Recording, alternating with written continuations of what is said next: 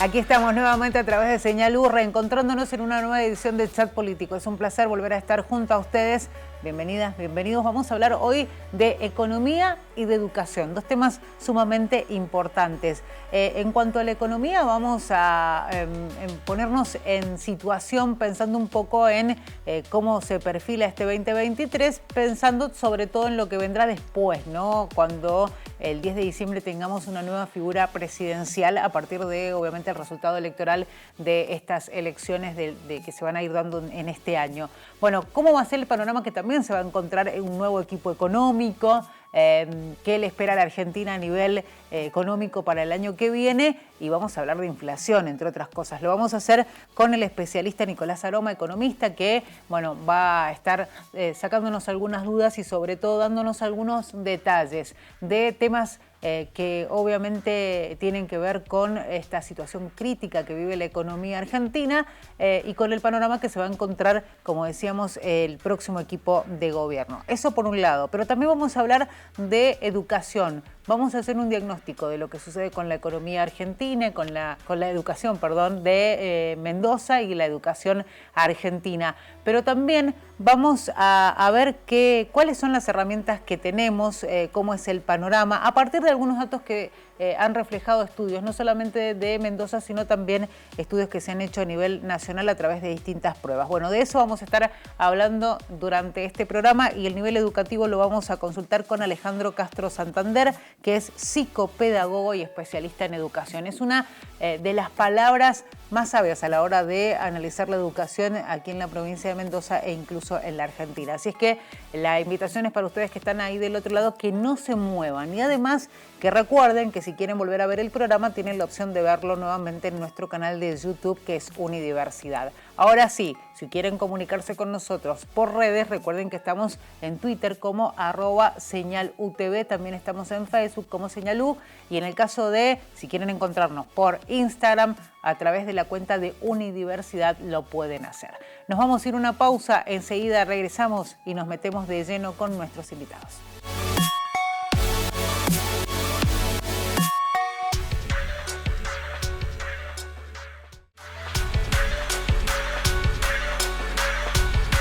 Bueno, seguimos aquí en Chat Político, estamos en el 30 de la TDA, 22 de Supercanal HD. Recuerden que nos pueden volver a ver en www.unidiversidad.com.ar. Recuerden también que pueden volver a vernos a través de nuestro canal de YouTube, que es Unidiversidad.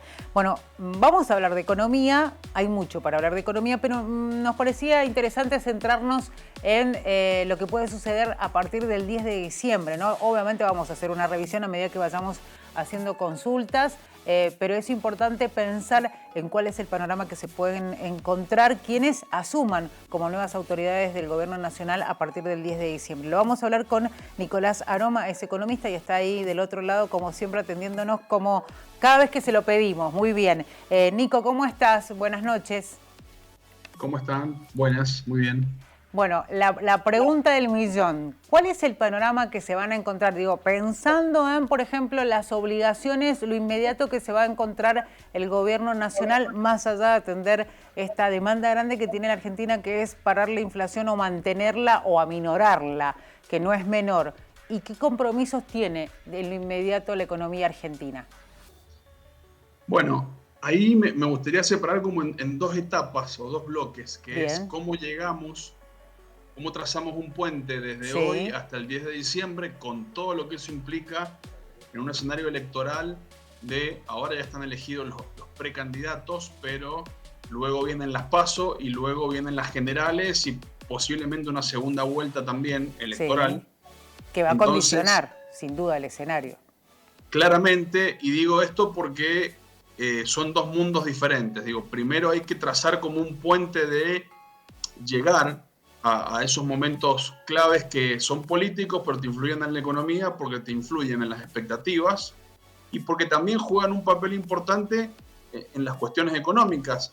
Y ahí paso al otro punto de, en ese llegar hay varios puntos o desequilibrios macroeconómicos que seguramente el próximo presidente tendrá que afrontar. Sí. Por empezar con voy a tirar algunos para arrancar, pero uno es qué pasa con la inflación, vos lo mencionaste, me parece que es prioritario. Hoy se habla de que hay una tendencia hacia la baja en el análisis de consultoras respecto a la inflación. Bueno, esto hay que esperar que pasen algunos meses para ver si es una tendencia o es una cuestión temporal. Pero no olvidemos que hasta hace no mucho se hablaba de que esto podía detonar en una hiperinflación. Bueno, ningún escenario, el de la hiper, por ahí está un poco descartado, pero digo, ahí tenés un tema, cómo se va a transitar este camino con el tema inflacionario, y después tenés muchos desequilibrios macro que hay que ir desactivando. Uno es qué pasa con las reservas del Banco Central, otro similar y relacionado, cómo se enfrentará el acuerdo y los desembolsos con el Fondo Monetario Internacional. Otro, ¿qué se va a hacer con el enorme desajuste de precios relativos que hay en la economía? Digo, salarios, dólar, tarifas, precios. Bueno, es todo un panorama, pero me parece que yo creo que todos los candidatos estarán centrados en lo económico, en ver qué pasa con la inflación. Vos bien mencionabas el tema de los precios, que es fundamental, y se me ocurre pensar en los programas de precios, que son los que han mantenido ciertos productos como con un valor de referencia y hasta con un tope. También este condicionamiento que tienen los combustibles, digo, en algún momento se van a sincerar esos valores porque también puede representar un dolor de cabeza, antes o después, digo, antes de que cambie el gobierno o después de que cambie. Sí, sobre los combustibles, creo que el gobierno está teniendo más control. De hecho, si vos te pones a ver en este desorden de precios relativos, según mi visión, los combustibles están baratos. Sí. ¿No? Porque si te pones a analizar, los aumentos son cada 2 o 3 meses de un porcentaje bajo respecto de la inflación mensual. Te diría la mitad de la inflación mensual o menos. Digamos que sobre esos precios que se llaman regulados, porque el gobierno tiene cierta incidencia y los puede anclar si querés, lo de los combustibles no lo veo tan problemático como otros precios que piden más. Por ejemplo, salarios. Sí. Ahí hay otro que está desfasado respecto de lo que está pasando con la inflación. Por supuesto, si vos liberas todo, ¿no?, en un solo momento, vas a un escenario con ya una inflación anualizada de 100 y algo % anual, te vas a un escenario muy peligroso donde la inflación se te puede desatar.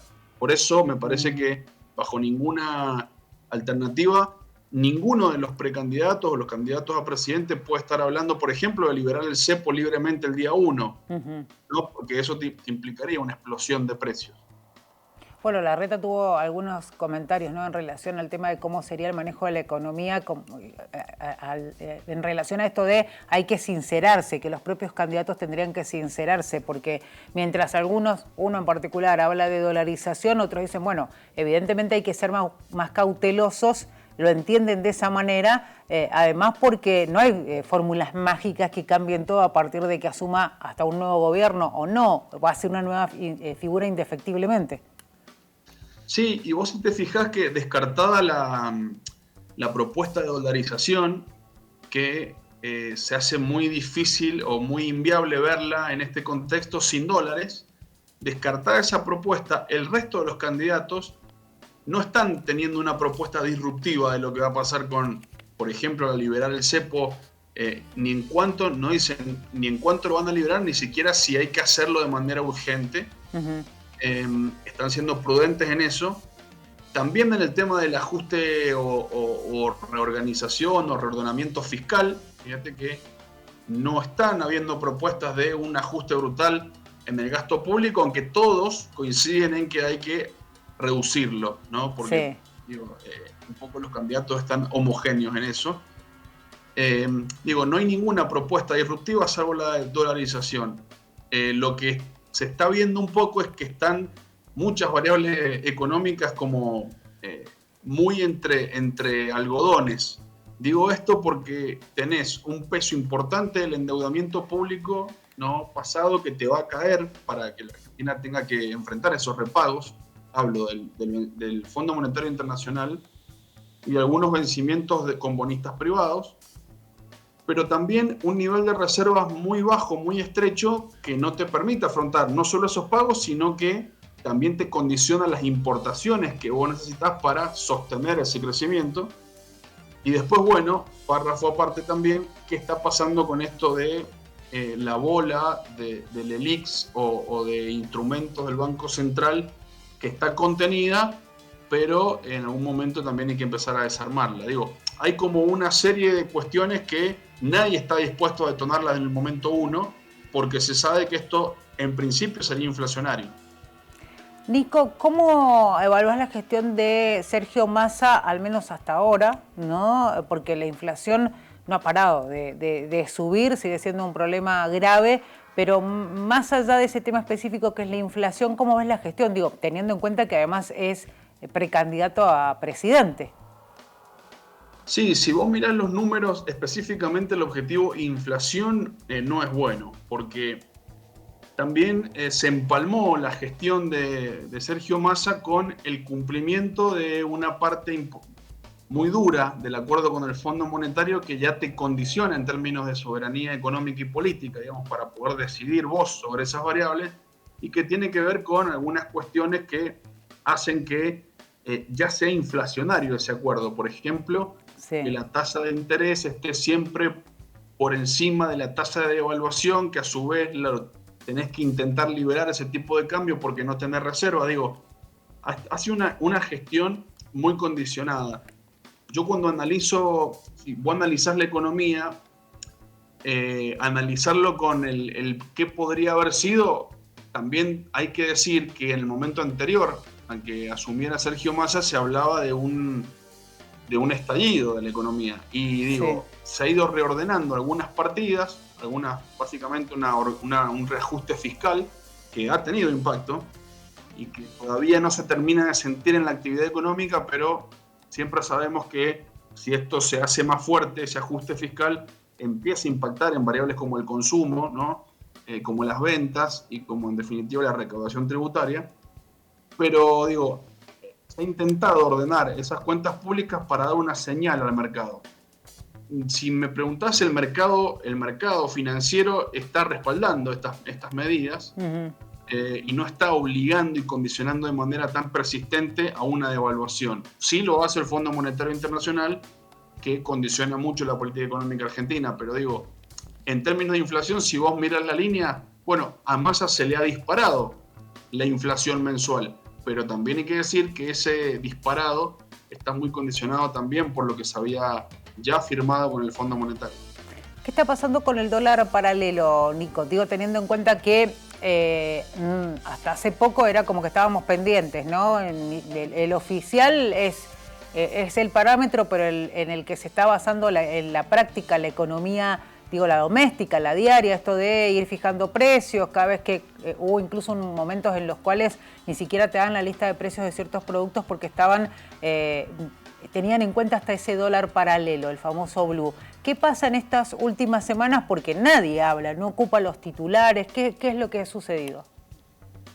Sí, bueno, en las últimas semanas el dólar paralelo ha desaparecido de la agenda porque la brecha entre el dólar blue, que llamamos, y el dólar oficial se ha ido achicando cada vez más. Creo que hoy mismo o en estos días está tocando el mínimo de hace 3 meses esa brecha, esa diferencia entre la cotización oficial y el dólar blue. Esto implica que no hay una presión devaluatoria adicional y que, bueno, por eso te digo que el mercado está jugando su parte acá, donde podría, en un momento se pensó que podía superar los 500 pesos de blue de manera muy, muy rápida y sin embargo ya hace varias semanas que se sostiene ahí con ese techo. De esto también va a depender mucho a ver cuáles son el cierre que haga el ministro, ¿no? Y parte del equipo económico que está en Estados Unidos en este momento, el acuerdo con el Fondo Monetario Internacional, porque eso es lo que va a, por así decirlo, descongestionar o aliviar el tema de la reserva del Banco Central, que son siempre estrechas, siempre arrinconadas de Argentina contra el rincón para ver si tiene que devaluar o no. Digo, si el acuerdo y el Fondo Monetario decide desembolsar una parte importante de los desembolsos y anticiparlos, eso le daría aire al gobierno como para que no haya un problema con el dólar blue, por lo menos en los próximos meses, ¿no? Estaba mirando información vinculada con el exministro de Economía, Domingo Cavallo, que en su blog habló de, concretamente dijo que era posible evitar caer en hiperinflación, pero habló de estanflación. Incluso habló de inflación, que incluso vos también lo decías recién, una inflación que empieza a decrecer, pero que no deja de ser preocupante. La pregunta es, ¿cuál es el plan que tiene? Bueno, Massa está en el poder, es precandidato, pero ¿qué plan tienen los otros candidatos para cuando hablan de inflación? Porque todos dicen hay que bajarla, pero en realidad propuestas se escuchan poco, porque se ocupan también mucho de pelearse, de criticar al oponente, de pelearse en sus propias internas, pero no se ocupan de dar propuestas económicas, que es lo que también estamos esperando los argentinos y argentinas. Sí, coincido en que no han aparecido el cómo. Fíjate que también como que hay que desmenuzar cuáles son los objetivos de la política económica. Digo, cada candidato decidirá cuál es su objetivo principal de su política económica, que todos coinciden en que es bajar la inflación, sí. Pero eso no te dice mucho porque ninguno se expresa en los instrumentos para hacerlo o en el cómo, ¿no? Y ahí es a donde cuando algunos entran a desmenuzar el cómo, vemos que primero hay fórmulas repetidas, ¿no? Esto de ajustar el gasto de manera importante, eso te produciría una menor emisión monetaria, entonces se reduciría la inflación. Bueno, esto ya ha pasado anteriormente y realmente a lo que fue, y ahí retomando con lo que decía Cavallo, fue a un escenario de estanflación. Lo cierto es que, primero, algo que no hemos mencionado y es importante, este año Argentina la azotó una sequía muy importante que le redujo el ingreso de aproximadamente 20.000 millones de dólares, que es una porción sustancial, digamos, de sus ingresos anuales y de sus exportaciones, y eso ha condicionado mucho ese crecimiento. Si vos miras los números hoy, Argentina probablemente decrezca, caiga la actividad económica, pero casi todo esa caída la va a explicar esta reducción por el tema de sequía. Claro. El resto de los motores productivos todavía siguen creciendo. Y digo todavía porque la inflación, si sigue creciendo, empieza a deteriorar esa capacidad de crecimiento de Argentina porque te arrastra vía consumo, vía demanda, y se te empieza a caer la actividad y el mercado interno. Ahora, yo creo que los tres candidatos están siendo prudentes porque saben que no hay mucho margen, ¿no? Ni para hacer medidas totalmente disruptivas o de shock, digamos, en la economía, y también porque, como decíamos recién, hay pocas reservas en el Banco Central, hay un endeudamiento donde, por ejemplo, los candidatos opositores fueron parte, ¿no? importante de esa nueva toma de deuda importante que tiene el gobierno hoy por delante. Entonces nadie sabe todavía con qué se va a encontrar y cómo se irá a resolver. Lo cierto es que si hay un sector que está esperando, como vos decís, una respuesta, es la población, donde sí está sintiendo mucho el efecto de la reducción de los ingresos. Me parece que sobre eso hay que trabajar urgente. Vos mencionabas que el tema de la sequía ha sido fundamental a la hora de hablar de un año difícil para la economía argentina. Bueno, de hecho, cuando se habla del pronóstico de cosecha, de hecho la cosecha que se ha registrado en lo que va de este 2023, las toneladas son muchísimo menores e incluso se hablaba, por ejemplo, de que los granos no eran de la misma calidad y obviamente esto baja el rendimiento al hablar de justamente la exportación para los productores argentinos. Eso impacta directamente en la posibilidad de obtener dólares. ¿Cuál es el panorama que se puede encontrar Argentina en el 2024 cuando todos, y lo digo con los analistas internacionales a nivel económico, que te dicen, bueno, el año que viene va a ser distinto porque el fenómeno del Niño no va a estar y digamos que se entiende que hay como una especie de ida y vuelta y que la vuelta va a ser diferente? Claro, lo que se ve es que es positivo el panorama, ni hablar en comparación con este año, el panorama hacia el futuro es positivo y para Argentina también. Por eso te decía que hay que un poco trazar un puente y blindar lo que pasa de hoy hasta que cambien o no, o sigan las autoridades del gobierno argentino, porque en el año 2024, por ejemplo, dentro de una semana se inaugurará el gasoducto Néstor Kirchner, donde ya se estima un ahorro importante en materia de importaciones y de divisas, en definitiva, del sector energético. En el futuro eso puede dar vuelta a la matriz energética, es decir, ahí también va a haber un ahorro importante de divisas que se pueden destinar hacia otros fines, digamos, mejora la balanza comercial. El tema del litio y la producción, digo, es como que si vos analizás qué pasa con la producción argentina o la cuestión estructural, el panorama no es tan malo, y te diría que es prometedor. El tema es que hay que intentar un poco suturar los problemas de grieta política, ¿no? Y que eso permita reordenar la macro en algunas cuestiones clave.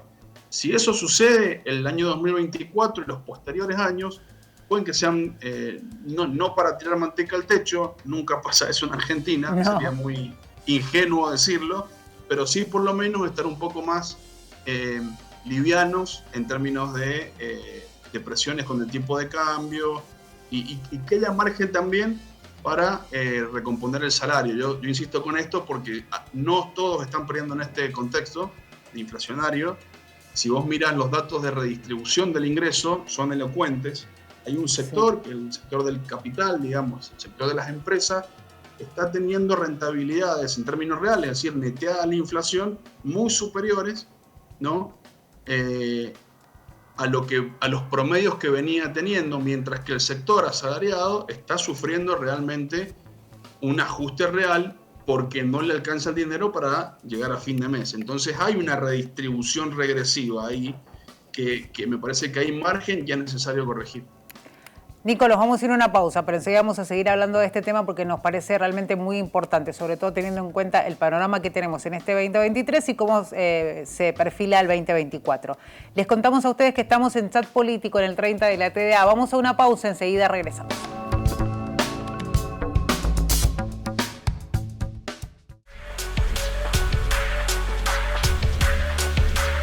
Bueno, seguimos aquí en Señal U. Nos pueden seguir en Twitter como @SeñalUTV. Estamos en Chat Político hablando con Nicolás Aroma, economista. Redes, Nico. A ver, Twitter.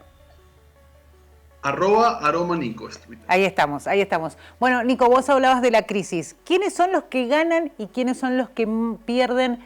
Porque hay gente que gana, ¿no? En esta crisis que hoy transita Argentina. Mira, los que pierden seguro están siendo los sectores del salario, aún siendo trabajadores registrados.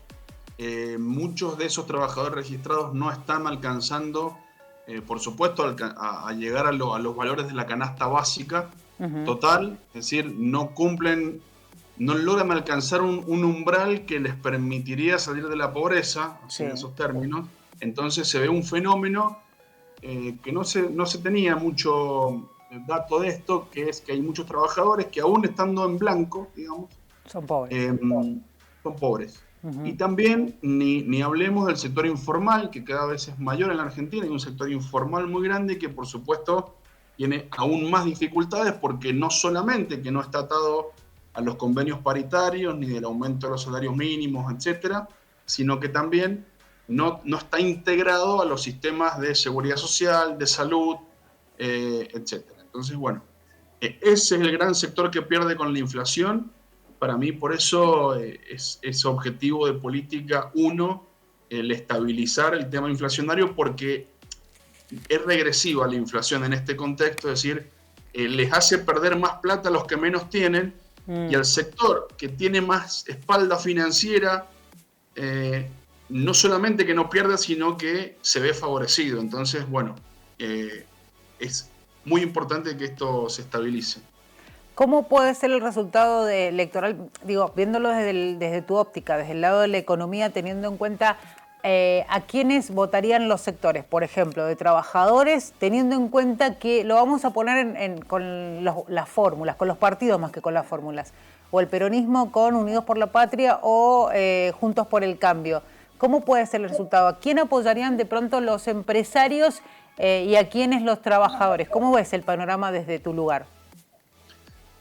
Mira, yo creo que los trabajadores la tienen difícil y los empresarios la tienen fácil. Y te diría esto, independientemente de a quién voten, empecemos por el sector empresario, porque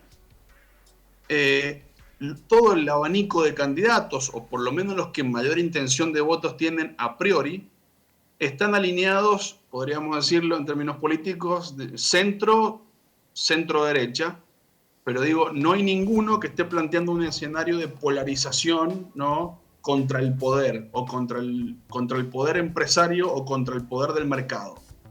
Es por eso que si vos analizás lo que está pasando con el mercado financiero, con la bolsa y los bonos, y etcétera, están, como se dicen, vuelan, porque hay un sector que está viendo con buenos ojos, ¿no?, que el abanico de candidatos no se le va a desencajar para, por ejemplo, aplicar un shock distributivo en favor de los que la tienen difícil, que son el sector del trabajo.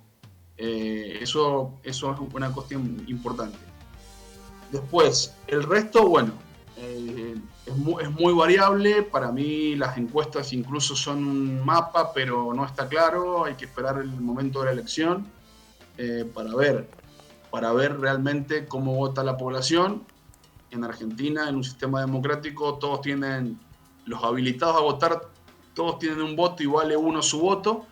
Entonces, bueno, hasta que ese momento no se produzca, me costaría dar un pronóstico. Pensando desde el lado económico nada más, teniendo en cuenta que, por ejemplo, en la interna de Unión por la Patria está Grabois y Sergio Massa, que son absolutamente, diferentes. De hecho, cuando Grabois no iba a ser candidato, si Guado era candidato, y de pronto anuncian a Massa y vuelve al ruedo Grabois. Incluso en más de una nota daba a entender como que los que lo van a elegir a él no lo van a elegir a Massa, ¿no? ¿Cómo ves ese panorama? Porque el peronismo tiene un lema bastante particular, que es el que gana, lidera, el que pierde, acompaña. ¿Se va a dar esa situación teniendo en cuenta que, quienes de pronto pueden votar a Massa son totalmente distintos a los que votarían a Grabois? ¿Cuál es tu análisis? Es más político, es bueno pero ese bueno. planteo. En general, como dicen en el peronismo, el que gana conduce, el que pierde acompaña, pero esto no es fácil trasladarlo a los votantes tampoco, claro, ¿no?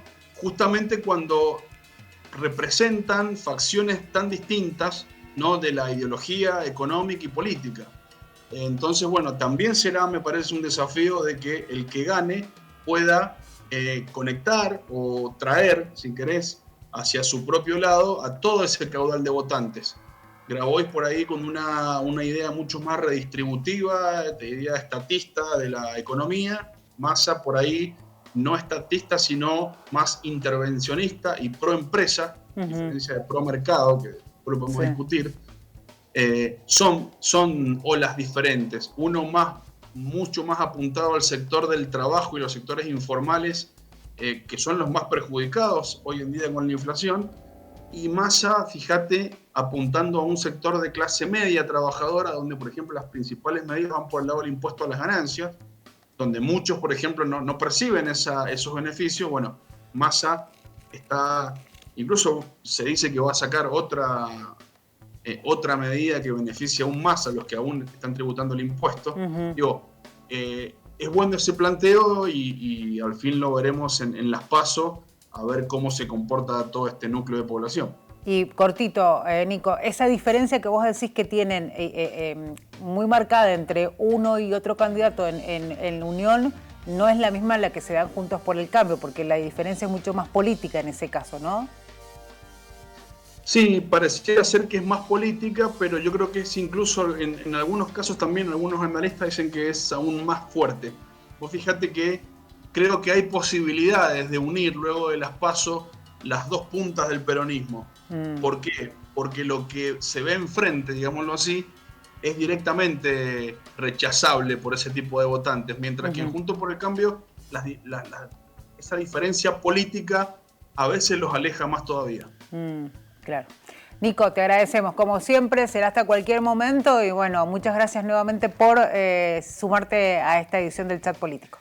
No, gracias a ustedes. Saludos. Será hasta cualquier momento.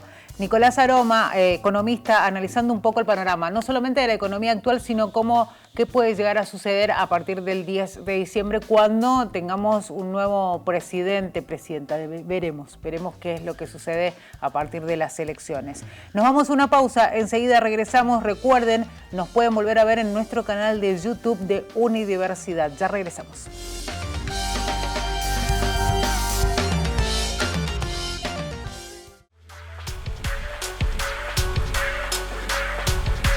Bueno, lo anticipábamos en el comienzo del programa, nos íbamos a ocupar del tema educativo, la educación. En este caso vamos a hacer indudablemente un pantallazo de lo que pasa en la nación para saber qué está pasando en la provincia de Mendoza, y vamos a llevar adelante ese análisis con quien sabe y mucho de este tema, que es Alejandro Castro Santander, psicopedagogo, licenciado en gestión educativa y además es el director del Observatorio de la Convivencia Escolar de la UCA. ¿Qué tal, Alejandro? ¿Cómo le va? ¿Qué tal? ¿Cómo te va? Muy bien. Bueno, ponemos unos parámetros como para comenzar con la charla, Alejandro. Vamos a repasar algunos datos de un informe hecho en la Secretaría Académica de la UNCUYO, que habla de, por ejemplo, la comprensión lectora de los alumnos universitarios, dada el siguiente resultado en el análisis. 4 de cada 10 entienden lo que lee. 4 de cada 10, estamos hablando de la educación universitaria. Y ahí nos tenemos que remitir a los resultados de las pruebas PISA, las Aprender, que van dando un panorama de Argentina que ha tenido, en la comparación que se hace con otros países, es buena, pero también hay que decir que a veces retrocedemos y avanzamos. ¿Cuál es el diagnóstico que se puede hacer de la educación argentina y de la de Mendoza en particular? Sí.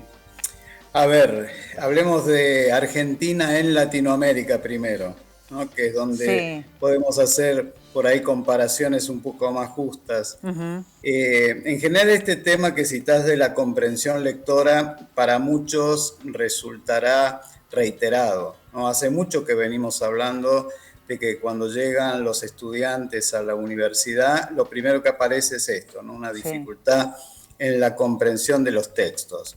Ahora, los estudios que hemos venido haciendo, aprovechando distintas pruebas, ¿no? Uh-huh. Por ejemplo, las pruebas CERCE, que son pruebas para Latinoamérica, pruebas de UNESCO, uh-huh, que se toman en la primaria. Después lo mismo cuando nos van llegando los resultados de las pruebas Aprender, ahora los resultados que tenemos, ¿no? de Aprender 2022. Uh-huh. En el caso ya de los chicos del secundario, las pruebas PISA, aparece de manera reiterada esta dificultad que hay en general en la lengua, ¿no? En la lengua. Mendoza tiene todo un programa que viene ya llevando hace varios años de fluidez lectora, uh-huh, que está encaminada justamente a llegar luego, porque es uno de los caminos, ¿no? Para llegar a la buena comprensión, ¿no? del lector, la comprensión lectora. Pero las cifras que tenemos en general son malas, ¿no? Empezando ya solamente con los chiquitos de tercer grado de la primaria, ¿no? Donde nos dio en las pruebas CERCE que 1 de cada 2 no comprendían lo que leían, ¿no? Estamos hablando del 50%. Y en aquellos casos, ¿no? Donde había situación de vulnerabilidad era el 60%, uh-huh, que no comprendía lo que leía, ¿no? Entonces estamos frente a un problema que evidentemente se va llevando, se va desarrollando a lo largo de la obligatoriedad de la educación, y cuando se llega a la universidad aún se sigue viendo. Pensando un poco en lo práctico, ¿no? En esto de esas evaluaciones que permiten hacer un diagnóstico del sistema educativo, que son obviamente muy importantes porque a partir de esto se aplican políticas públicas, pero haciendo de pronto una comparación con lo que nosotros podemos desde nuestro hogar evaluar con nuestros hijos. Digo, hay una situación que se viene dando que es a veces la apreciación que tenemos los papás y las mamás de cuál es el nivel de exigencia, si existe ese nivel de exigencia de pronto desde el sistema educativo, la autoexigencia que a veces tienen los propios chicos, alumnos y alumnas, y también de pronto eso que se ha ido perdiendo, y lo digo porque en la práctica es así, de que antes a los chicos se los evaluaba constantemente todo. Si tenían un error ortográfico se lo marcaba y a partir de eso se implementaba algo para que pudiera sortear esa barrera que tenía con la ortografía. Hoy en día eso no sucede, digo, y lo notamos con chicos que tienen muchos errores ortográficos cuando nos escriben a nosotros como papás o mamás, o vemos cómo se manejan en los grupos de las redes sociales. ¿Qué ha pasado en ese camino que se perdió eso? A ver, yo también creo que hay una responsabilidad, por poner un término, ¿no? Que estamos usando en las últimas décadas, ¿no? Una responsabilidad también en el liderazgo directivo y también tiene que ver con la construcción de los propios proyectos educativos, ¿no? A ver, los proyectos, lo que llamamos los proyectos educativos institucionales, que son muy institucionales, ¿no? Tienen una característica muy personal, tiene que ser de esa institución, no de otra, ¿no? Y se construye en una comunidad educativa. Tiene una parte que es lo que llamamos la dimensión curricular, ¿no? De ese proyecto educativo, que son acuerdos en definitiva, ¿no? Es ponernos de acuerdo con respecto a qué es lo que vamos a enseñar, cómo lo vamos a enseñar, cuánto lo vamos a enseñar, etcétera, y también para la evaluación. Entonces es muy importante esto que acabas de decir, y yo diría que es algo fundamental, ¿no? Debe estar establecido y debe estar acordado dentro de una institución. O sea, cuando uno está en una escuela, en una institución que tiene un proyecto, o sea, no puede hacer cada uno lo que quiere. Entonces, hay que justamente ponerse de acuerdo, hacer acuerdos importantes con respecto a estos aspectos, y luego está la gestión que realiza el directivo, que hace un seguimiento, ¿no? Hace un monitoreo de que todo esto se cumpla. No puede ser que vengan muchas veces los padres a plantear a una institución esto, ¿no? Tal docente no cumple con esto, o sea, esto no debe ser, ¿no? Y además va en contra de esto que nos preocupa tanto, que es la pérdida muchas veces de autoridad de los docentes, ¿no? Entonces creo que, o sea, necesitamos recuperar, ¿no? La gestión, la buena gestión dentro de las instituciones educativas. Necesitamos que haya en algunos aspectos normativos, sí, que haya consenso junto con las familias, pero hay otros aspectos que le toca a los profesionales de la educación, ¿no? Entonces, ya sea la lectura, sea la matemática, sea la forma en que el docente enseña, sea la forma en que se evalúa, etcétera, todo esto tiene que estar acordado, tiene que estar hablado y se tiene que cumplir, ¿no? Claro, tiene que ver con el compromiso de la familia. Me gusta eso a lo que apuntaba usted, Alejandro, porque habla básicamente de una situación que incluso nosotros aquí en el canal nos han planteado docentes, hasta del ámbito universitario, que de pronto dicen, vienen los papás a cuestionar la forma en que se evalúa, cuando en realidad tendría que ser más de acompañamiento al alumno en todo caso, y no de cuestionar, porque lo que estamos hablando es de la formación que se está dando incluso hasta en el ámbito universitario. Por ahí se da este fenómeno de que los papás van y critican el sistema, pero no hacen tal vez un aporte más constructivo al mismo, ¿no? Sí, bueno, pero esto es justamente el resultado de esta lenta pérdida de la autoridad del docente, ¿no? Que justamente a través del tiempo... A ver, para que se entienda un poco mejor, cuando uno habla de autoridad, estamos hablando de aquel que defiende un valor con competencia. En este caso, el docente lo que está haciendo tiene que ver con los conocimientos, que son los que transmite. Si ya de entrada estamos dudando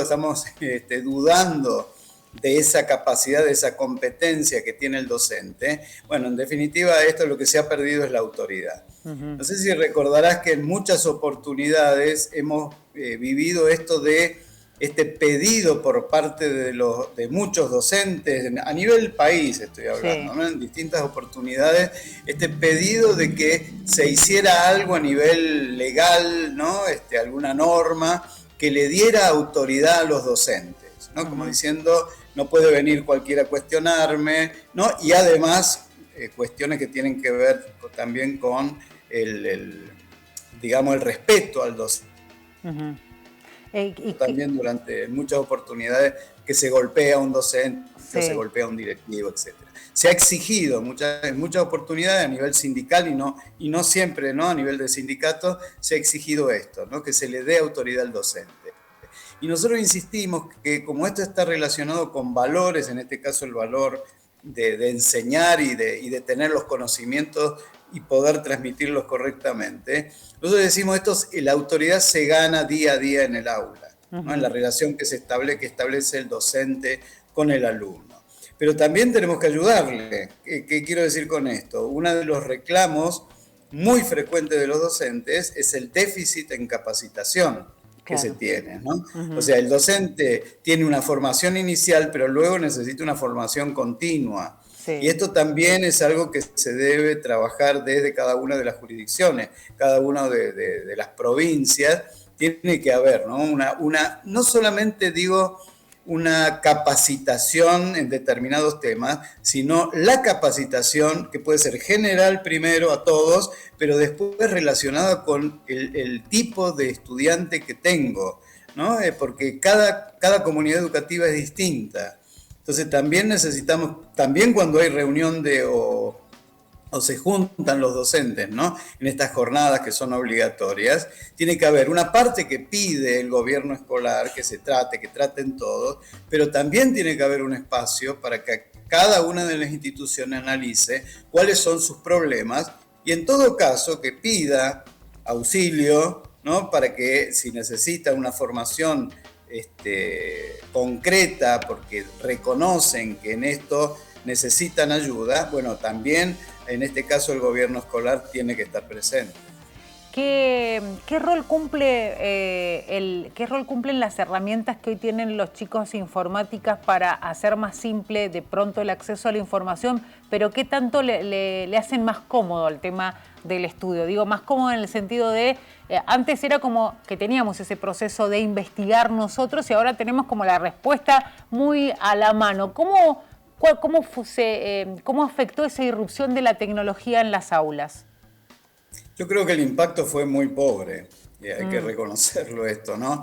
De hecho, hay estudios donde muestran que si bien se han entregado por ahí estos programas, ¿no? De una computadora por alumno, sí. Prácticamente en distintos lugares del mundo ha sido, ¿no? En donde se le ha dado la posibilidad a los estudiantes de tener, la mayoría de las veces gratuitamente, el dispositivo, ¿no? La computadora. Cuando se ha medido el impacto en calidad educativa ha sido muy pobre. Esto hay que reconocerlo, ¿no? Entonces, por ahí uno con cierta ironía dice, porque lo hemos visto también, hay instituciones, hay escuelas que reconocen que están mal, tienen malos resultados, sí. Y reconocen también que, bueno, está faltando lo tecnológico, y le meten computadora a la escuela. Y el resultado, cuando no hay proyecto, es tener una escuela, una mala escuela con computadora, ¿no? Claro. Entonces, esto siempre sigue pasando por el proyecto, por formar una comunidad educativa. Y acá viene este otro ingrediente que nosotros venimos insistiendo mucho, que junto con lo técnico, con la preparación del docente, con la gestión del directivo, con la participación de la familia, con muchos factores que llamamos asociados a la calidad educativa, por ahí nos estamos olvidando de uno, que es el del clima social escolar, ¿no? El clima de convivencia. Sí. Hoy la mayoría de los estudios nos están diciendo que el trabajar como corresponde, las buenas relaciones, el bienestar a nivel escolar, es prácticamente el factor que está más relacionado con que los alumnos se queden en la escuela, que aprendan y además a nivel ya de política educativa favorece la calidad de todos los procesos educativos. Entonces este es un tema que se ha ido complicando a través del tiempo y uno por ahí encuentra instituciones que no trabajan todos estos elementos y sobre todo el de la convivencia, y bueno, impacta directamente en los aprendizajes, pero no solamente en el bienestar de los estudiantes, ¿no? Sino también de toda la comunidad educativa. Alejandro, se da una situación bastante particular, ¿no? Cuando uno decide elegir, o tiene que elegir, mejor dicho, un establecimiento donde llevar a sus hijos para pasar de un nivel primario a un secundario, o cuando ya empieza a transitar ese camino hacia la escolaridad, que es la salita de 3, la de 4 y después llegar a una primaria. ¿Por qué hay tanta diferencia entre un establecimiento educativo y otro? ¿Cuál es la situación que hace que se genere eso y que la gente por ahí tenga el concepto de esta escuela es mejor y aquella no? Es la parte humana, no hay ninguna duda, ¿no? Porque dos escuelas pueden tener un proyecto educativo muy parecido, sin embargo, las personas, influyen las personas. Y cuando hablo, no hablo, de analizar cada uno de los profesionales de la educación. Sobre todo, por lo menos es algo que yo mismo he hecho con mis propios hijos, ¿no? O sea, ver el proyecto educativo y el liderazgo del directivo. ¿Quién es el que va? A ver, porque ¿qué es lo que gestiona un directivo? Un directivo gestiona un proyecto educativo. El proyecto es algo que se debe de a poco desarrollar, es como una promesa, ¿no? Que uno ofrece a la familia y al estudiante. Y bueno, el tema es cómo lo hace. Y no todos hoy, y esto es un tema que para analizarlo, ¿no? Por otro lado, sí. Tenemos un déficit de liderazgos en Argentina, en todos los niveles. Entonces, y uno de los lugares también es el educativo. Y a ver, podríamos agregar también que hay muchas personas, muchos docentes que por ahí le ofrecen el cargo directivo, sobre todo esto de ofrecer u ofrecerse tiene que ver, ¿no? En las instituciones privadas, por ejemplo, puede ser cualquiera, ¿no? Que se ofrezca, pero en estos momentos, o ya desde hace, yo diría, más de una década, en general la gente no quiere un cargo directivo, no quiere asumir la responsabilidad de un cargo directivo porque sabe con las dificultades que se va a encontrar. Empezando por el clima escolar, que es el que le lleva toda la agenda muchas veces al directivo. Esto que hemos escuchado, ¿no? Del directivo que se la pasa apagando incendios, ¿no? El directivo bombero. Pero también, o sea, la cantidad de responsabilidades que tiene en relación a todo lo que hace a lo civil, ¿no? Un alumno que se lastima, distintos problemas que terminan sacándolo del eje de lo pedagógico al directivo y ocupándose de un montón de urgencias, ¿no? Y de emergencias que terminan por ahí boicoteando a veces la salud del directivo, ¿no?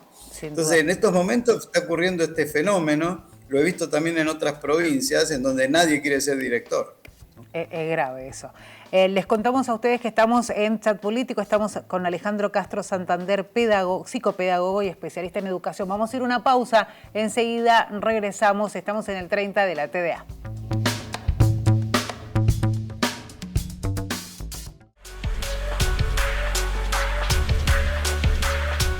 Seguimos hablando de educación con Alejandro Castro Santander, aquí en Chat Político. Es psicopedagogo, especialista en educación, licenciado en gestión educativa y además director del Observatorio de la Convivencia Escolar de la UCA. Alejandro, usted hacía mención hace un ratito nada más que hoy cuando se ofrece un cargo directivo son muchos docentes los que se resisten. ¿Ese panorama era igual hace, no sé, 30 años atrás? No, yo, a ver, estoy hablando por ahí, tengo una opinión muy personal, muy situada, ¿no? Sí. No tiene que ver por ahí con algo investigado, ¿no? Que hayamos investigado.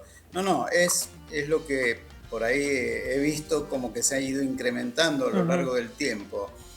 Tratar de no querer asumir la cantidad de responsabilidades. Ya no quiero decir responsabilidades porque no quiero decir que estamos hablando de un irresponsable, sino me refiero a que ha cambiado absolutamente el clima, ¿no? Las cargas son mucho más, digamos. Y la cantidad de dificultades, ¿no? que se le presentan. Entonces hay muchos que evalúan a ver qué es mejor, ¿no? ¿Qué es mejor? Si continuar haciendo la actividad que así se estaba haciendo o a veces sufrir altos niveles de estrés, ¿no? Entonces, esto es un poco lo que uno va viendo. Hay mucha gente que lo asume. Conozco gente que se animó aún sabiendo, se había planteado estas dificultades, ¿no? Que podía tener y sufrió hasta su jubilación, ¿no? O sea, porque realmente después estaba arrepentido, ¿no? De haber asumido esa tarea. Pero bueno, en general hoy lo educativo no está bien, ¿no? O sea, cuando uno ve, por ejemplo, en el caso de Argentina, que 9 de cada 10 docentes son mujeres, que prácticamente más del 30% tiene 2 o más escuelas en las que trabaja. Es complicado, yo creo que el clima no favorece la actividad docente. Alejandro, siempre se habló de que se había también cuando se establecían esas diferencias que mencionábamos recién, eso de elegir dónde van a estudiar nuestros hijos e hijas, también se hablaba de, bueno, sí, vamos a elegir la educación privada porque es mejor, mucho tiempo se habló de eso. ¿Por qué está esa cuestión de esa podríamos decir incluso hasta discriminación de lo que es la educación pública? A ver, son varios, ¿no? Yo he trabajado mucho tiempo, sobre todo en educación de gestión privada, pero también he estado en gestión estatal. Y yo creo, vuelvo a esto, ¿no? Depende, me he encontrado con instituciones de gestión estatal, con excelentes directivos, excelentes líderes educativos que realmente hacían maravillas, realmente, sí. ¿No? Me he encontrado con instituciones educativas de gestión estatal en lugares muy precarios, muy inseguros, y realmente uno entraba y salía flotando, ¿no? Del clima que había de fraternidad, de solidaridad, ¿no? Por eso digo, el tema para mí del liderazgo es fundamental, ¿no? En estos momentos. Pero tiene que justamente buscar esto, ¿no? Buscar que haya un compromiso de toda una comunidad. Es toda la comunidad la que saca adelante un proyecto educativo. Y bueno, y también me he encontrado con instituciones de gestión privada de mucho nivel. También me he encontrado instituciones de gestión privada que en apariencia eran de mucho nivel y estaban más infladas que otra cosa, ¿no? Era más publicidad puesta al servicio de la matrícula que otra cosa, ¿no? Entonces yo creo, vuelvo a esto, ¿no? Yo creo que si alguien tiene que elegir, deberíamos hoy mirar con mejores ojos también la gestión estatal, porque hay buenos líderes educativos. El tema es que qué pasa con los recursos, sí. Qué pasa con el apoyo que le da la gestión estatal, ¿no? La gestión del gobierno escolar a esas otras instituciones. Por ahí las de gestión privada tienen más espalda para poder llevar a cabo todas estas dificultades, ¿no? Que se le presentan hoy a la educación. Recordemos esto hace poquito, ¿no? Yo soy miembro también de la ONG Argentinos por la Educación. Sí. Hicimos un trabajo en donde se veía cómo se había recortado el presupuesto, cómo venimos recortando el presupuesto que se dedica a la educación, ¿no? Ha sido en muy pocas oportunidades que hemos estado cerca de lo que pide UNESCO desde hace décadas, del 6% del Producto Bruto Interno, ¿no? Y Mendoza, justamente Mendoza y la Ciudad Autónoma de Buenos Aires son las que por ahí más han recortado, ¿no? En los últimos tiempos. Entonces, esto hay que verlo, ¿no? No es todo espíritu y voluntad, ¿no? y vocación. Hay que ayudarlo también con un presupuesto acorde para que haya calidad. Por último, Alejandro, teniendo en cuenta que estamos en un año electoral, ¿no? Y donde los candidatos están tratando de ganar votos, básicamente. ¿Cuál es el análisis que hace usted de si los candidatos tienen propuestas educativas o no? Porque muchos se están centrando en esas diferencias internas que hay en los frentes, pero se critica mucho que hay pocas propuestas. ¿Cuál es su opinión? No, en lo educativo realmente no he escuchado propuestas. No he escuchado propuestas. Sí, por ahí hasta diría, un poco me molestó en un momento que parecía que se estaba hablando de educación y el único tema era el ítem aula, ¿no? Yo digo, a ver, es un detalle nada más dentro de todo lo que deberíamos hablar de lo educativo. No, la educación hay que tomársela en serio mientras sigamos, poniéndonos románticos en los discursos, nada más cuando hablamos de los alumnos y de la escuelita, con eso no vamos a arreglar la pérdida significativa de calidad que ha tenido Argentina con la educación, y yo creo que esto es un tema, tendríamos que salir de esta hipocresía por ahí generalizada, ¿no? Porque ya no es un tema solamente de un gobierno, de muchos gobiernos que no están haciendo las cosas como corresponde en la educación, sino también la sociedad, que no da mensajes con respecto a que, o exige como debería, las familias que exigieran como deberían para que haya calidad educativa, ¿no? Un padre, yo pongo un ejemplo que me parece más cotidiano, ¿no? Aquellos padres que le preguntan a sus hijos qué notas se sacaron y no cuánto aprendieron, ¿no? Ya están dando un mensaje. Tal cual. La educación en Argentina necesita el compromiso de todos, está claro. Alejandro, muchísimas gracias, como siempre. Un gusto, que sigas muy bien. Hasta luego. Alejandro Castro Santander, psicopedagogo, licenciado en gestión educativa y además director del Observatorio de la Convivencia Escolar de la UCA, hablando con nosotros, ¿no? Haciendo un diagnóstico de la educación y hablando concretamente de lo que necesita la educación. Más compromiso, ¿no? Teniendo en cuenta de todos, de los actores directos y de nosotros que también formamos parte de la educación de nuestros hijos y de nuestras hijas, que son el futuro de este país. Nosotros nos estamos despidiendo. Muchas gracias por haber estado ahí del otro lado, acompañándonos en esta edición de Chat Político. Será hasta cualquier momento. Y recuerden que si quieren volver a ver el programa, www.unidiversidad.com.ar. Será hasta la próxima. Muchas gracias.